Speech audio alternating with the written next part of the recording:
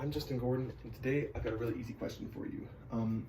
Are you fed up with the contentious political discourse of today's climate? Of course you are, we all are. But I've got a really simple remedy for you. It's called The West Wing.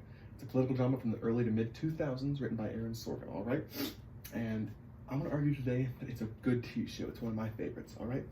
And as a amateur film nerd and film and TV nerd and semi-professional writer, I'm qualified to talk about what makes this TV show good.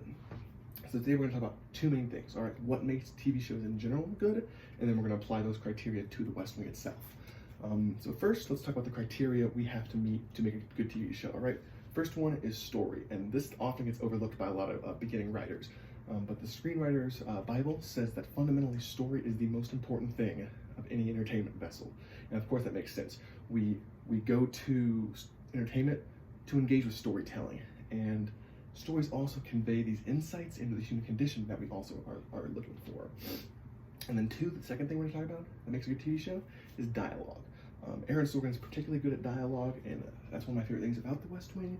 But dialogue is fundamentally what draws us into scenes. What makes us, it's what invests us into scenes. All right, there's text and subtext, and these are the ways we convey messages. All right, text, of course, is what we're saying, and subtext is, of course, what we actually mean, and that's a real thing that dialogue is really good at conveying about these really deeper meanings into human action, because we don't always say what we mean, we don't always mean what we say, and doing that through dialogue is a really wonderful way of conveying that kind of message.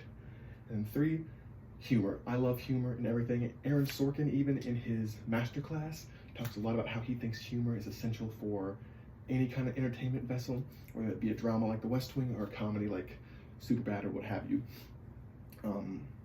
Humor, laughter is always a good thing, that's what Sorkin thinks.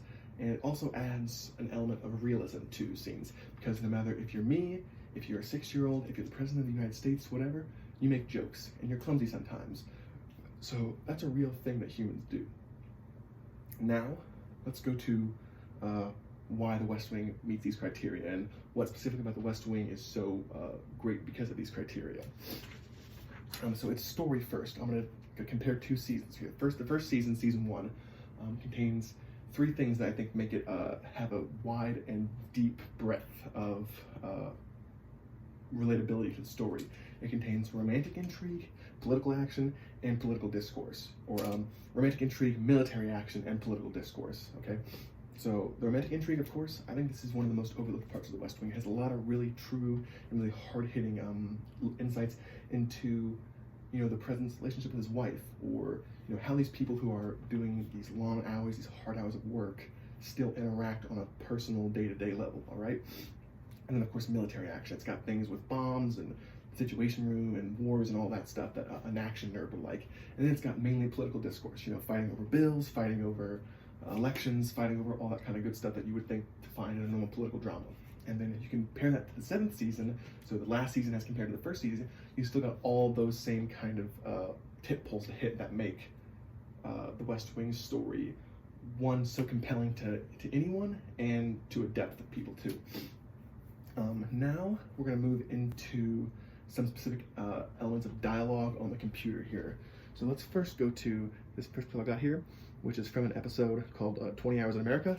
The president's giving a speech here about a pipe bombing at a swimming facility, and he's praising those who went into the bombing to save people's lives, all right?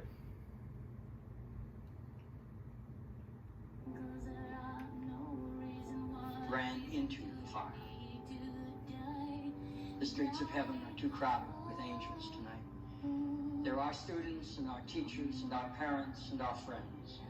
The streets of heaven are too crowded with angels. So that's one of my favorite examples of stirring oratory in the show. Of course, this show lends itself to stirring oratory being a political show, but it's equally as powerful. So next we're going to go to a debate scene.